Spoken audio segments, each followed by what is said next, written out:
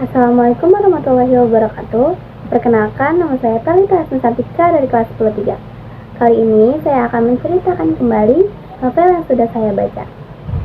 Novel itu berjudul The Seven Wings of Sinners atau 7 sayap pendosa. Selamat mendengarkan. Sudah 5 menit berlalu. Seorang anak laki-laki bernama Ilham Permana sudah setia berada di depan pintu ruangan itu. Suara keriuhan yang ada di dalam ruangan itu membuat dirinya mengurungkan niatnya untuk mengetuk pintu coklat di hadapannya. Ilham melihat sekelilingnya, suasana sekolah yang tampak sepi. Hanya keriuhan itulah yang menandakan bahwa masih ada siswa-siswi yang belum pulang. Lalu Ilham mengamati ruangan di hadapannya itu. Ruangan itu tampak tidak istimewa. Hanya saja ada sebuah papan nama yang terbuat dari kayu, dicat dengan warna coklat, serta ada tulisan hitam yaitu Ruangan Pramuka SMA Garuda Muda dan gambar tunas kelapa di atasnya. Ilham sangat gugup karena prestasi yang sudah diraih oleh klub tersebut sangat banyak. Pasti siswa-siswi yang ada di dalam sana yang sudah meraihnya. Akhirnya Ilham memutuskan untuk menenangkan dirinya, duduk di sebuah bangku di depan ruangan tersebut. Di sana ia bisa melihat betapa mewahnya sekolah baru. Ya, itu adalah hari pertama Ilham bersekolah di SMA tersebut, SMA Garuda Muda. Sebelumnya Ilham tinggal di Bandung bersama kakak dan ibunya. Karena ibunya dipindahkan bekerja di Jakarta, mau tidak mau Ilham mengikuti ibunya pindah ke Jakarta. Sementara kakaknya stay di Bandung karena dia berkuliah di Universitas di Bandung. Lalu Ilham mengecek jam yang ada di tangannya. Jam itu menandakan hari semakin sore. Ilham pun meyakinkan dirinya dan bangkit dari duduknya dan mengecek penampilannya untuk segera mengetuk pintu yang ada di hadapannya. Ia berjalan mendekati pintu itu dan mengetuk. Tok tok tok. Tak ada sahutan dari dalam ruangan tersebut. Ilham pun mengetok sekali lagi. Tok tok tok. Dan masih saja tidak ada sahutan yang ada dari di dalam ruangan tersebut. Mau tidak mau, Ilham harus menarik handle pintu tersebut dan membuka pintunya. Ilham melongokkan sedikit kepalanya dan melihat di dalam ruangan tersebut ada siswa-siswi yang masih berkegiatan di sana. Seperti bermain game, berkejar-kejaran, ngobrol, serta masih ada yang bertugas yang mengerjakan tugas di laptop. Tiba-tiba terdengar suara plak. Sebuah benda yang jatuh tepat di wajah Ilham. Benda itu yang membuat mata serta hidung Ilham tampak perih dan berdenyut. Keriuhan yang ada di dalam ruangan itu berhenti dan menjadi sunyi. Hanya terdengar kata sakit yang keluar di mulut Ilham. Setelah perkenalan, 2 orang laki-laki yang bernama Mahir dan Ryan bertanya kepada Ilham, "Kenapa kamu pindah?" "Aku pindah ikut nyokap pindah tugas ke Jakarta. Tadinya sih bingung mau pilih sekolah mana. Akhirnya aku mutusin buat masuk sekolah ini. Alhamdulillahnya keterima," jawab Ilham. "Sebentar, jangan bilang kamu masuk sekolah ini karena sekolahnya gede dan favorit kayak testimoni di web sekolah kan? Percaya deh, mereka bilang kayak gitu pasti disogok sama kepala sekolah," cerocos Fadli. "Hus, benar juga sih. Tapi jangan langsung buka kartu gitu dong bro," timpal Zidan. "Enggak kok, aku masuk sekolah ini karena prestasi klub pramukanya." "Oh iya, klub pramuka dan prestasinya itu nggak hoax kan? Tanya Ilham dengan hati-hati. Kalau itu mah gak usah diragukan, itu berita paling jujur yang ada di web sekolah. Ya nggak guys? Jawab Harsha dan diikuti anggukan kelima anggota pramuka lainnya. Oh iya, kamu kesini mau gabung kan sama kita? Kira tadi kamu kesasar, celotuk Mahir. Oh iya, kamu punya keahlian khusus gitu nggak di pramuka? Tanya Ija.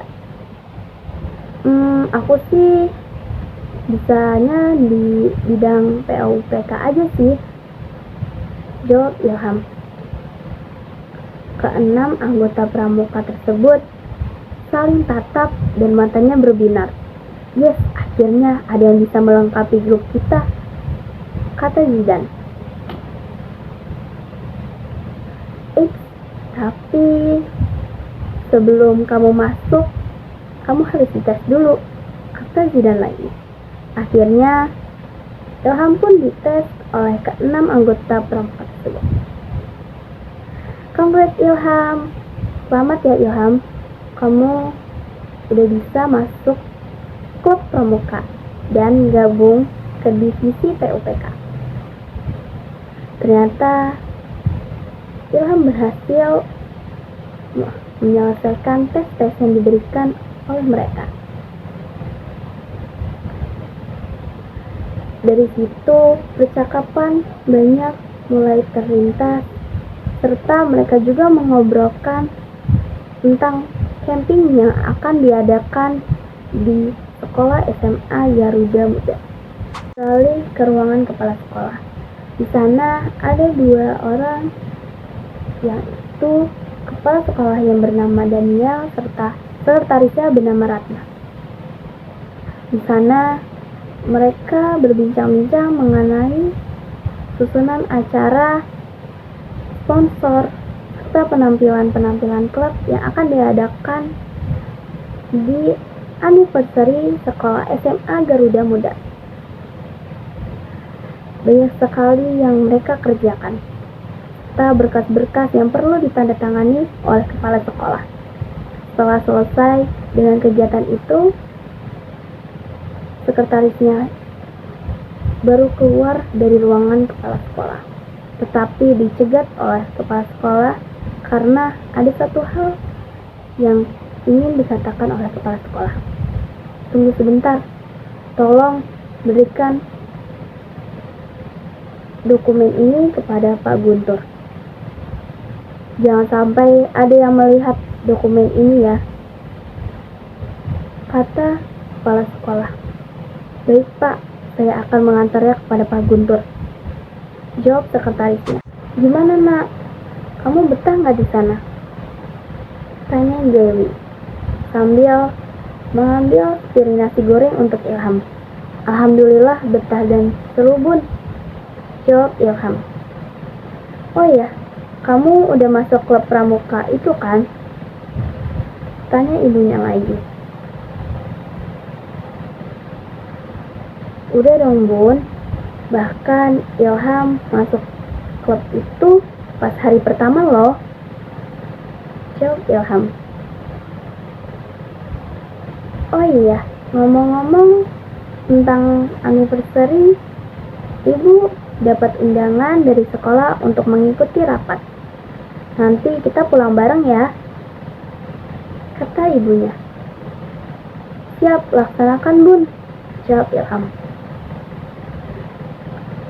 Setelah mereka berdua menyelesaikan sarapan tersebut, Ilham berpamitan dengan ibunya dan berkata, Bu, aku pamit ya. Hari ini Ilham naik Transjakarta aja, bun. Assalamualaikum, bun.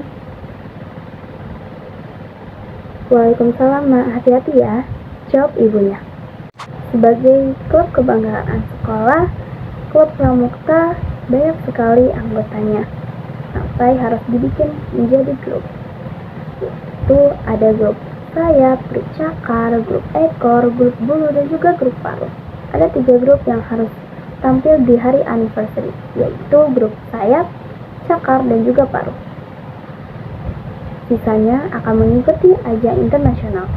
Grup sayap, yaitu grup dari Ilham, akan menampilkan sebuah drama. Saat latihan, mereka terlihat cukup tidak puas dengan latihannya karena mereka masih tidak bisa berakting. Di salah satu mereka memutuskan ide untuk meminta bantuan kepada klub teater untuk membantu mereka berakting. Tapi dari salah satu mereka mencoba untuk mencegahnya karena klub teater juga pasti sangat sibuk dengan penampilannya di hari anniversary. Zidan yang dari tadi izin ke toilet datang tergopoh-gopoh. Guys, aku dapat info penting dari Pak Guntur, ucap Zidan. Sepertinya itu bukan kabar yang baik,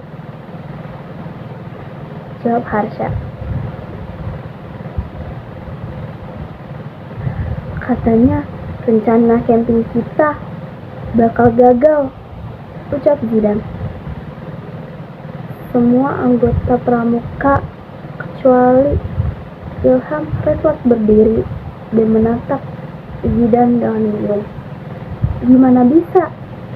Padahal rencananya sudah cukup matang kok, jawab Rahim. Kata Pak Guntur, apa alasannya? Tanya Fadli. Biasalah, alasan klasik, jawab Zidan. Jangan bilang kalau itu masalah dana, ucap Fadli. Lagi-lagi pasti ini ulah kepala sekolah, ucap Mahir sambil menggeleng-gelengkan kepalanya. Ilham, satu-satunya anggota baru di grup sayap, cuma bisa diam, tapi dia juga sangat kecewa akan berita tersebut. Dia tidak tahu menahu apa yang terjadi sebenarnya. Namun ada yang membuatnya janggal. Kenapa? Karena temannya itu selalu membicarakan kepala sekolah. Beralih ke ruangan rapat. Rapat anniversary sudah berjalan cukup lama serta membosankan. Ada seorang wanita yang sudah berkali-kali menguap. Dia mengecek jam yang ada di HP-nya yang menandakan pukul 15.10. Itu sudah waktunya ia bergerak. Ketika dirasa sekelilingnya sudah cukup meyakinkan, wanita itu menyelinap keluar dari ruangan rapat itu. Wanita itu keluar dengan menggunakan masker serta penutup kepala. Dia celingak-celinguk waspada, takut ada seseorang yang melihatnya. Syukurlah pada saat itu sekolah sepi. Para guru dan juga orang tua murid masih berada di ruang rapat. Jadi dia bisa mengendap-endap pergi ke ruangan kepala sekolah. Setelah sampai di sana, wanita itu mulai mencari-cari bukti-bukti serta dokumen-dokumen yang sudah disimpan dan dirahasiakan oleh kepala sekolah. Dokumen-dokumen itu berisi sebuah kejahatan atau kriminal yang ada di sekolah tersebut. Wanita itu mengeluarkan handphonenya dan memfoto dokumen-dokumen itu. Tiba-tiba terdengarlah sebuah langkah kaki dari luar ruangan. Wanita itu mulai panik dan dia lalu membereskan dokumen-dokumen itu ke tempat asalnya. Lalu dia mengecek dari jendela bahwa sudah ada 2 orang yang menuju ke ruangan kepala sekolah. Secara perlahan, dia membuka pintunya, lalu bergegas bersembunyi di tiang-tiang penyangga bangunan, agar tidak terlihat oleh kedua orang itu. Lalu, dia berlari memasuki kelas terdekat dan bersembunyi di bawah kolong meja yang berada di belakang kelas. 15 menit sudah berlalu, dan tidak ada yang terjadi. Akhirnya, wanita itu keluar dari persembunyiannya. Namun, tiba-tiba sebuah benda tumpul menghantam tengkuknya. Lalu, benda tajam menghantam perutnya secara berlebihan. Dunia terasa begitu gelap. Hantaman itu berakhir. Si pelaku pergi, meninggalkan perempuan itu. Perempuan itu berjuang untuk mendapatkan napas-napas yang sedikit. Akhirnya, perempuan itu sudah tidak kuat lagi. Dan perempuan itu tergeletak dengan berlinang air yang berwarna merah. Setelah selesai latihan drama, Ilham mengajak teman-temannya untuk pergi ke kantin sekolah, tepatnya di warung Bu Merlin. Di sana, mereka semua membeli teh botol untuk mereka minum. Setelah selesai membeli teh botol, mereka semua berkeinginan langsung pulang. Tetapi Ilham dan Eja tidak bisa pulang terlebih dahulu karena tas serta barang-barang mereka tertinggal di kelas. Sisanya langsung pulang ke rumah masing-masing. Eja dan Ilham langsung menuju ke kelas mereka. Di tengah-tengah perjalanan, Eja mengajak Ilham untuk pulang bersama. Tetapi Ilham menolak ajakan Eja karena dia sudah janji dengan ibunya untuk pulang bersama. Sampainya di depan kelas, mereka melihat suasana kelas yang sepi dan sedikit gelap karena waktu sudah sore. Mereka langsung masuk ke kelas itu. Di tengah-tengah kelas, Eja melihat sepasang kaki terjulur di lantai di bagian belakang kelas. Eja pikir ada seseorang yang pingsan di sana. Eja langsung menyuruh Ilham untuk mengeluarkan handphonenya dan menyalakan senter.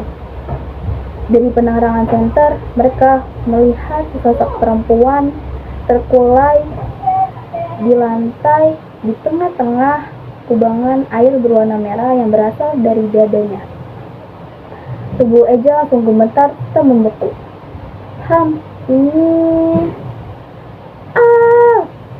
Kata-kata Eja terputus oleh teriakan Ilham.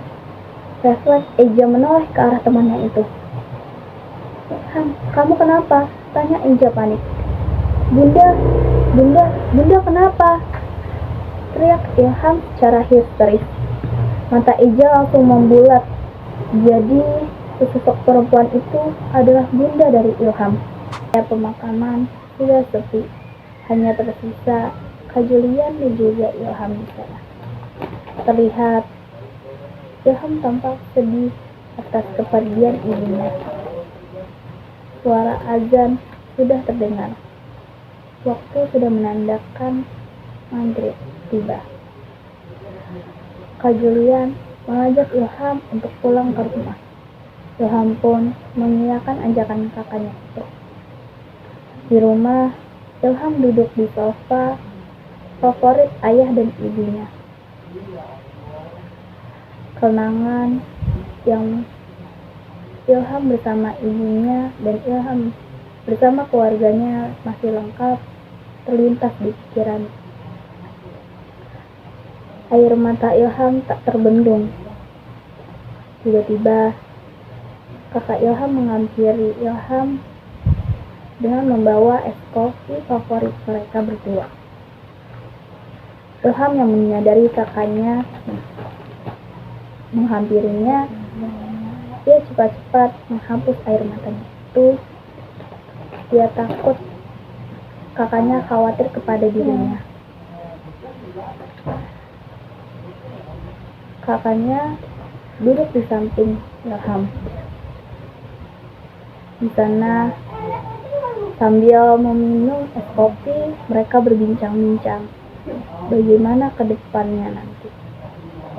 Di tengah obrolannya, Ilham bertanya kepada kakaknya, bagaimana dengan kasus ibunya? Kakaknya berkata, kasus ibunya itu masih akan ditindaklanjuti, tetapi kepala sekolah meminta kakaknya tidak memberitahu ke awak media dan juga merahasiakan kejadian ibunya itu. Tengah-tengah obrolan Julian dan Ilham, dering notif di HP Ilham pun terdengar. Ilham menyadari seharian ini ia belum mengecek handphone. Lalu dia mengecek aplikasi chat dan banyak sekali ucapan bela sungkawa dari teman-temannya secara personal. Ilham pun membalasnya secara bergantian. Ia menjawab dengan ucapan terima kasih dan amin dari doa-doa teman-temannya. Tiba-tiba Julian bertanya kepada Ilham, kamu kapan balik ke Jakarta, Ham? Lusa nanti, Kak. Aku mau ikut tahlilan dulu, jawab Ilham. Good, seenggaknya kita bisa melalui masa duka ini sama-sama dulu, ucap Julian sambil menghembuskan napas. Tapi aku gak bisa lama-lama, Kak. Aku gak enak sama teman-teman di klub pramuka. Jelas Ilham. Gak apa-apa kok, ucap Julian yang memaklumi. Kayaknya tahlilannya juga gak sampai 7 hari. Berat juga biayanya, ucap Julian lagi. Ilham pun mengangguk, lalu merangkul kakaknya dengan sangat erat. Beban yang mereka berdua hadapi cukup berat karena mereka ditinggal oleh pusat dunia mereka. Setelah mengobrol, Ilham pun meninggalkan ruangan keluarga itu. Dia pergi ke kamarnya untuk beristirahat. Tiba-tiba, sebuah notif dari HP-nya pun terdengar. Ia melihat bahwa nomor dia dimasukkan oleh sebuah grup oleh Mahir. Grup itu bernamakan 7 Sayap Berdosa.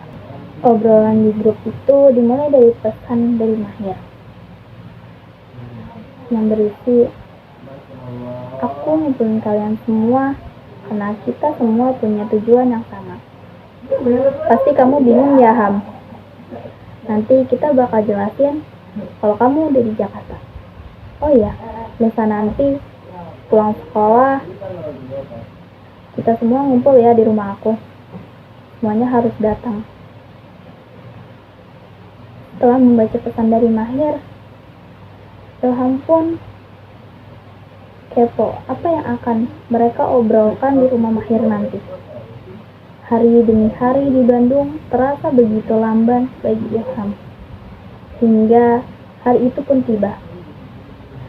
Bel pulang pun berbunyi. Ilham langsung menarik tangan Eja ke arah parkiran. Di sana, Ilham bertanya-tanya apa yang akan diobrolkan di rumah Mahir nanti. Tapi Eja tidak menjawab pertanyaan itu. Karena Ilham kesal tidak dijawab oleh Eja, ia pun menarik Eja untuk segera melajukan motor rumah Mahir. Sampai di sana, itu saja apa yang Eja pikirkan. Mahir belum datang, dan teman-teman yang lain pun juga belum. Jadi mereka berdua harus berdiri di depan pagar rumah Mahir. 10 menit pun berlalu. Akhirnya, Mahir dan teman-teman lainnya sudah datang. Mereka semua terkejut ketika melihat dua makhluk itu sudah sampai terlebih dahulu di depan rumah Mahir. Lalu mereka semua tertawa dan melirik ke arah Ilham. Karena mereka melihat Ilham yang sudah dipenuhi dengan keringat seperti akan meleleh. Udah, celutuk Ryan. Mending kita langsung masuk aja, daripada nanti Ilham mencair, ucap Ryan lagi. Akhirnya, Mahir membuka gerbangnya dan mempersilahkan teman-temannya untuk masuk dan duduk di ruang tamu. Lalu, Mahir menyuruh asisten rumah tangganya untuk membuat minuman serta membawa camilan untuk teman-temannya. Selamat datang anggota 7 saya pendosa di rumah Mahir, ucap Mahir sambil tertawa. Ucapan Mahir tadi dijawab teman-temannya dengan memutarkan bola mata mereka. Hanya Ilham yang diam dan siap menyimak. Kayaknya Ilham doang deh yang paling gak sabar dengerin penjelasan dari kita. Hahaha, ucap Mahir sambil tertawa nyaring. Ucapan Mahir tadi membuat Ilham sangat kesal. Oh iya, aku gabungin kalian dan masukin kalian ke grup 7 saya pendosa itu buat kalian bisa nyuarain kebencian kalian ke kepala sekolah kita yang pokok face banget.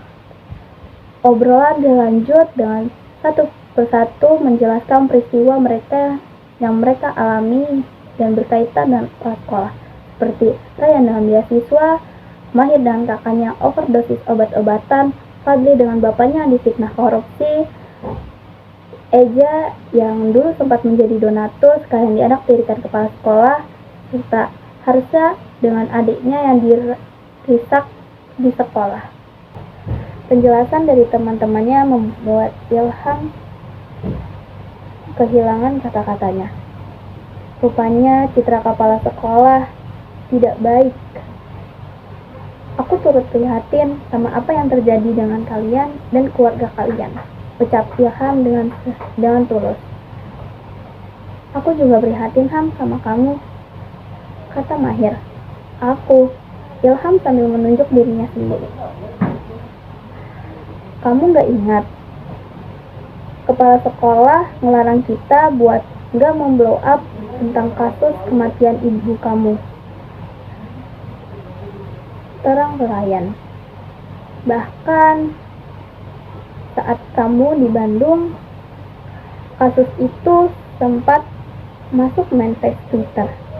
Tapi beberapa menit kemudian kasus itu langsung lenyap dan juga langsung ada pengumuman kalau pihak sekolah bakalan menindak tegas siapapun yang membahas kasus itu di media sosial dan juga internet. Jelas Mahir. Jadi, apa kamu gak curiga sama kepala sekolah tentang kasus bunda kamu? Timpal Zidan. Apalagi kamu udah dengar kejadian-kejadian yang sudah menimpa kita. Tambah Fadli. Kita berenam bakalan menyelidiki kepala sekolah dan ngebuktiin kalau kepala sekolah ini bersalah atas yang terjadi sama kita. Kita bakal bongkar kedoknya sampai dia nangis-nangis dan masuk penjara. Wanna join? Ucap Ryan. Pertanyaan terakhir dari Ryan membuat pikiran Ilham melalang kemana-mana. Akhirnya Ilham setuju. Oke, aku ikut, ucap Ilham. Yuk, kita bongkar semua kedok kepala sekolah bersama-sama. Suatu hari, ada dua remaja laki-laki yang berada di dalam ruang pramuka, yaitu Mahir dan Ryan. Di sana, Ryan sedang mengerjakan sesuatu di laptopnya, sedangkan Mahir sedang bersantai-santai di sana. Yan, sibuk ngapain sih? Tadi lihat laptop mulu, tanya Mahir. Diam deh, jangan gangguin konsentrasi aku, bentar Ryan. Ya, sorry, hehe. Mahir terkekeh. Ryan, aku ada info penting nih. Kamu harus tahu deh. kata Mahir. Apa? Tanya Ryan dengan ketus. Aku tadi sempat dengar rumor tentang penjualan obat doping di sekolah ini. Sebagai murid jenius, kamu tahu kan kalau ada aja yang ambis dan dapat nilai bagus. Lanjut Mahir. Nah, ternyata obat doping ini bisa ningkatin stamina pas kita lagi belajar. Makanya semuanya pada tertarik. Tapi aku curiga. Curiga apa? Tanya Ryan yang tidak sabar. Aku curiga jangan-jangan obat itu yang membunuh kakak aku. Lanjut Mahir sambil menarik napasnya panjang-panjang. Kamu tahu kan, kakak aku anaknya agak ambis sedikit. Walau aku nggak yakin kalau obat-obat itu dipakai oleh dia. Oh iya, ada satu lagi. Tadi pas aku ngembaliin buku di perpustakaan, aku dengar kalau di sekolah ini juga ada yang membocorkan jawaban-jawaban serta soal-soal untuk ujian. Hah? Demi apa? Jawab Ryan. Pantes. Akhir-akhir ini orang-orang pada dapat nilai yang bagus. Lanjut Ryan. Percakapan terus dilanjut sampai akhirnya ketukan dari penjaga sekolah memutuskan percakapan mereka. Mahir berdiri dan membukakan pintu untuk penjaga sekolah. Pak Nasir, ada apa ya Pak? Tanya Mahir. Ini nak mau ngasih surat edaran untuk klub pramuka. Jawab Pak Nasir. Surat edaran apa ya Pak? Teriak Ryan dari tempat duduknya.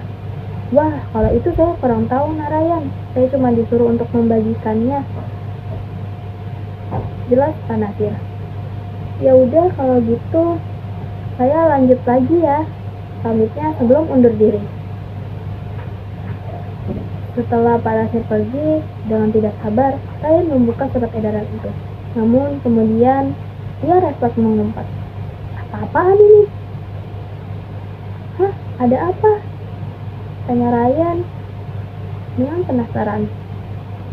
Katanya bakal ada pembatasan kegiatan siswa sampai jam 4 sore aja. Kalau begini, kegiatan klub bakal terbatas banget. Gimana bisa kita ngajarin program-program klub? Dan hah? Alasannya apa? Kok tiba-tiba banget sih? Tanya Ryan.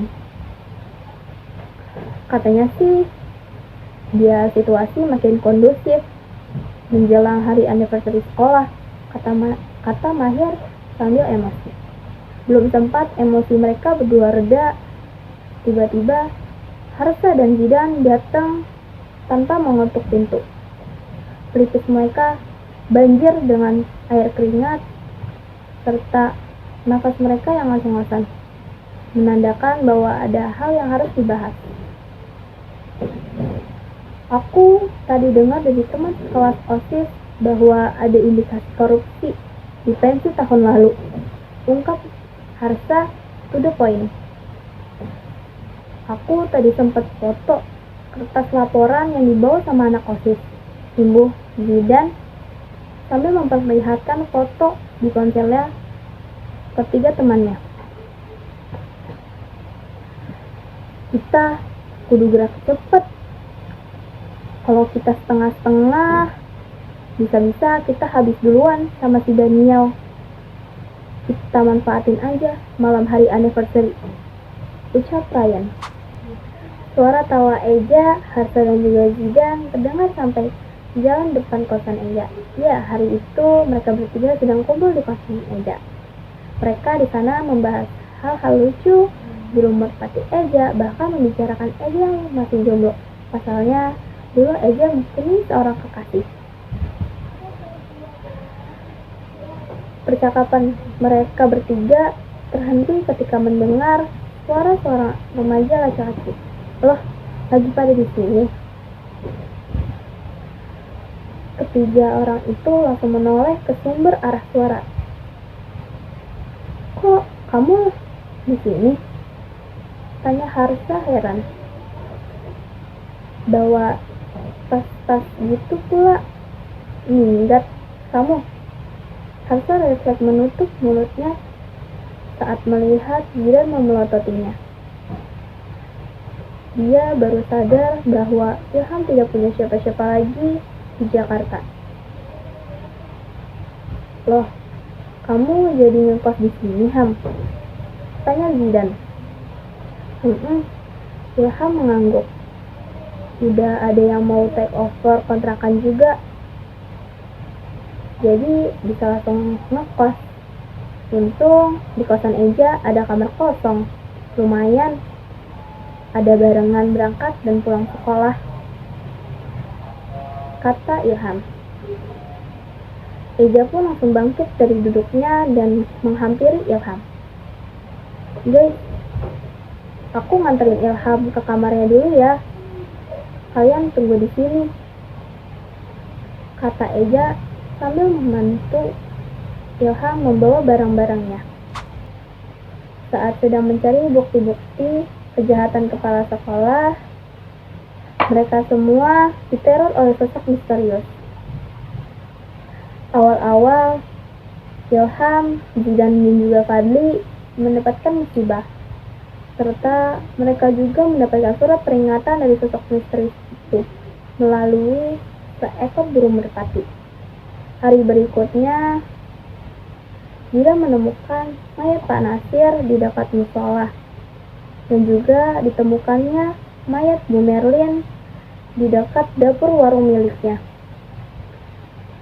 Di dua mayat itu ditemukan juga bulu warna hitam dan juga bangkai kupu-kupu di dadanya, sama seperti di saat di mayat ibunya Ilham.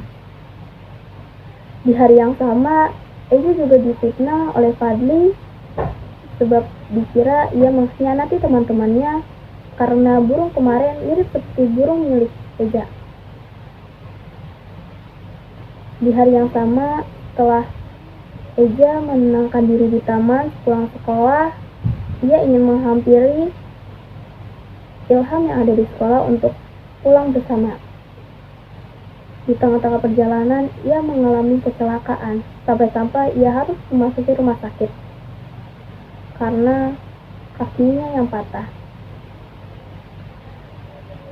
Di hari yang sama, saat mereka semua berkumpul di rumah sakit untuk menjenguk Eja, tiba-tiba mereka mendapatkan notif bahwa akun IG mereka diratas oleh sosok misterius itu. Hari berikutnya, saat Harsha dan juga Ryan yang ingin memulihkan akun teman-temannya di akun mereka berdua, tiba-tiba diserang oleh sosok misterius itu, sampai-sampai lengan Harsha harus mengeluarkan air yang berwarna merah. H-1 hari anniversary, tepatnya pada malam hari, semua klub masih berada di sekolah untuk berlatih. Terasa latihan sudah cukup, grup saya memutuskan untuk istirahat.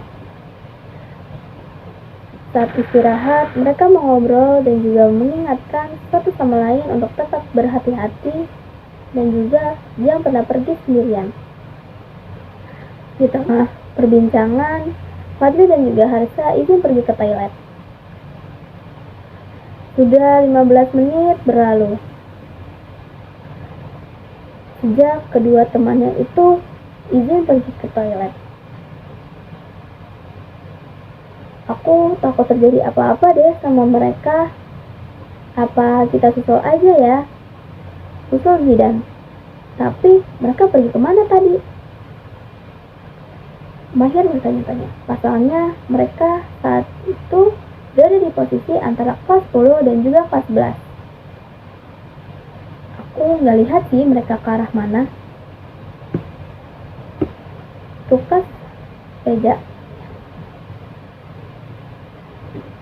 "Jadi gini deh, kita tunggu 5 menit lagi. Nggak mungkin kan kita semua nyusul mereka dan ninggalin Eja di sini sendirian," Ilham menyuarakan pendapatnya. Jika sampai 5 menit mereka berdua belum kembali, dan satu-satunya adalah satu orang menemani Eja dan sisanya menyusul Fadli dan juga Hasan. Kekhawatiran mereka membuat waktu seperti memuai.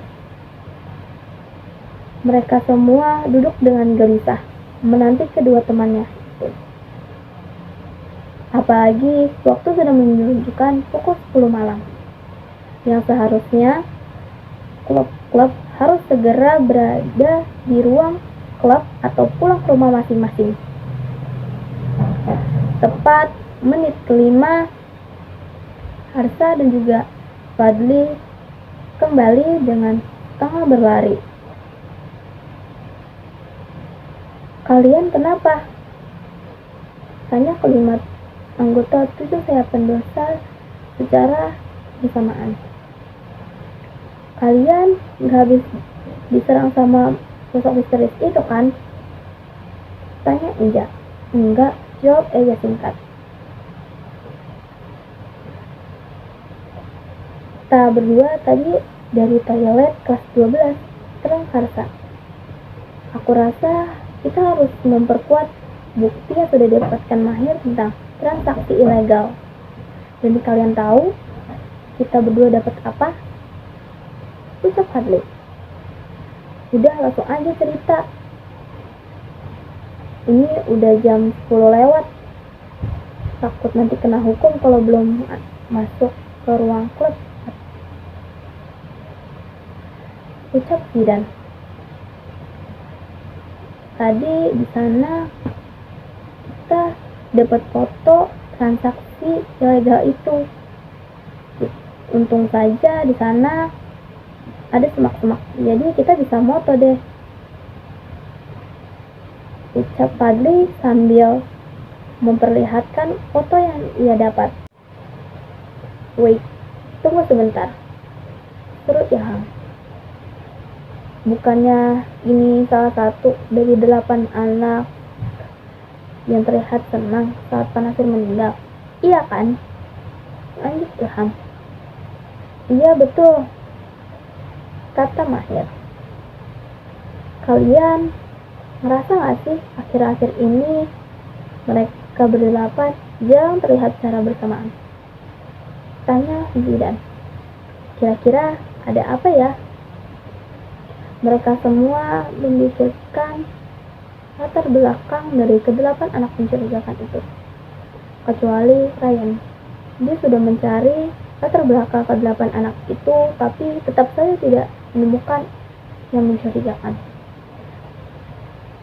Pikiran itu dipecahkan oleh penjaga sekolah yang menyuruh mereka untuk segera pergi ke ruang klub mereka atau pulang ke rumah masing-masing. Akhirnya mereka berdiri dan meninggalkan lapangan dengan menggerutu. "Oke, kita istirahat karena ini juga sudah malam. Jangan sampai penampilan kita jadi jelek di hadapan orang banyak. Besok juga hari terakhir untuk kita latihan," pungkas Mahir. Akhirnya mereka semua beristirahat dan tidur di ruang klub pramuka. Sebelum ceritanya selesai, 7 anggota sayap pendosa disekap di bangunan yang berbentuk U. Di sana mereka disiksa seperti dipukul, ditendang, dan juga ditampar. Di sana mereka juga saling membantu menyelamatkan teman-teman. Mereka juga melewati rintangan-rintangan yang berat, seperti mereka harus meninggalkan Eja di lantai atas dan meninggalkan Mahir juga. Tinggal satu yang harus mereka selamatkan, yaitu Zidan, tawanan dari Raiden. Raiden adalah sosok misterius yang meneror mereka semua. Di lantai dasar mereka bertemu dengan Raiden yang membawa Zidan. Tiba-tiba Ilham berkata, "Mending gak usah pura-pura lagi deh. Cepet buka topeng kamu, Zidan." Semua yang ada di sana tertegun. Fadli menatap Ilham tak percaya. Saya pun setelah mendengar perkataan Ilham langsung tertawa. Ilham Permana, anak kedua dari anggota kepolisian yang gugur. Setelah mengatakan itu, Raiden membuka topengnya dan menampakkan sosok muka seorang Zidan. Ya, Zidan adalah pengkhianat dari mereka semua. Sosok yang telah meneror mereka semua. Dilanjut, dari situ Ilham mulai membongkar rahasia dari Zidan. Mulai dari dia anak kepala sekolah sampai Zidan yang ingin membongkar sendiri kejahatan bapaknya. Tiba-tiba Fadli jatuh tersungkur ke lantai. Tongkat yang ia pegang terpental jauh. "Dwi!" teriak Ilham dengan keras. Dia butuh waktu untuk mencerna kejadian yang terjadi saat ini. Pandangannya lantas langsung melihat sosok yang berada di belakang Fadli tadi. Ilham mengerjak, tak percaya. Jadi lo, ya, Harsa adalah komplotan dari Zidan. Pengkhianat teman-temannya juga. Harsa melakukan itu karena Harsa tidak ingin Zidan terluka. Harsa tahu ada yang aneh dengan Zidan. Aku tahu kamu menganggap orang-orang yang ganggu kamu sebagai ancaman, kata Harsa sambil gemetar. Kamu gak bisa balas bokap kamu yang udah menyiksa kamu. Makanya kamu munculin sosok Raiden untuk melampiaskan semua rasa sakit kamu. Sorry, Bli. Aku gak mau kamu kenapa-napa, ucap Harsa. Ilham pun terdiam. Akhirnya potongan puzzle sudah lengkap. Lanjut dengan pertanyaan Ilham tentang kasus kematian ibunya pada Zidan. Ternyata Zidanlah yang sudah membunuh ibunya, karena ibunya sempat melihat Zidan berbicara bersama ayahnya. Zidan tidak ingin bahwa ia diketahui sebagai anak kepala sekolah. Makanya Zidan membunuh ibu Ilham. Ilham sangat marah saat mendengar itu. Adut dulu pun makin memanas. Sampai-sampai Ilham menyerang Zidan menggunakan tongkat.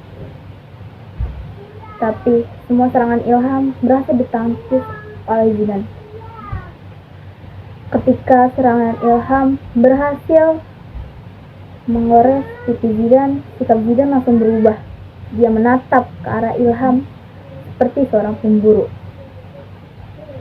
Tahu-tahu Zidan mengayunkan pisaunya dengan keras, menyerang Ilham dengan membabi buta.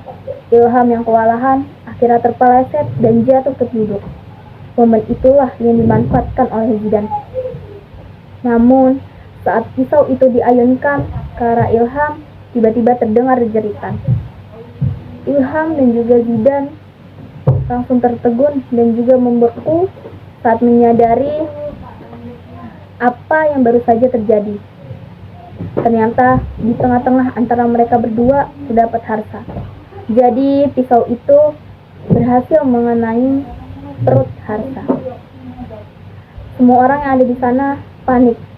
Mereka cepat-cepat membantu Harsa yang sedang terluka, kecuali Zidan. Zidan hanya bisa membeku di sana dan menatap lurus ke arah Harsa. "Sadar Dan!" teriak Ilham.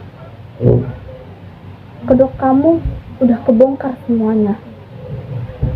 Kamu sadar Ryan udah nggak ada di sini. Dia misahin diri lewat tangga darurat lantai 1. Mungkin sekarang dia sudah di sekolah dan membongkar semua kedok pada Daniel dan juga kamu. Lanjut Ilham. Zidan yang mendengar penjelasan itu langsung tertegun dan emosinya meningkat. Tiba-tiba Ilham langsung melompat mundur menjauh dari Zidan. Ternyata Zidan kembali menyerang Ilham dengan menggunakan pisaunya. Pergi dari sini, pergi kalian semua, tinggalkan Harsa, teriak Zidan. Mau tidak mau, mereka semua menuruti kata Zidan. Mereka meninggalkan Harsa dan juga Zidan sana. Mereka akhirnya berhasil meninggalkan bangunan itu. Padahal saja, di sekolah, kalian berhasil membongkar semua kejahatan Pak Daniel. Terlihat di sana Pak Daniel sudah dikerumuni banyak orang. Dan juga dikerumuni awak media yang tadinya ingin menyorot hari anniversary, sekarang menyodorkan mikrofon mereka. Cerita ini selesai dengan keadaan Zidan dan juga Harsa hilang tanpa jejak. Tetapi 6 anggota Saya Pendosa kembali bersama dan hidup bahagia tanpa rasa takut. Sekian dari saya, mohon maaf apabila ada salah kata. Terima kasih. Wabillahi taufiq wal hidayah. Wassalamualaikum warahmatullahi wabarakatuh.